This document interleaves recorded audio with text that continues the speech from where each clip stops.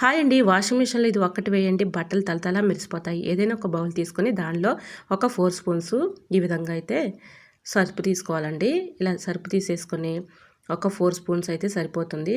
అలానే మనం gas problem వచ్చినప్పుడు యూనో ప్యాకెట్ ఒకటి తెచ్చుకొని తాగుతూ ఉంటాం కదండీ! ఆ యూనో ప్యాకెట్ మొత్తం కూడా అందులో వేసేసుకొని ఈ 2 బాగా మిక్సింగ్ చేసుకొని ఏదైనా ఒక బకెట్‌లోకి తీసుకోవాలండి.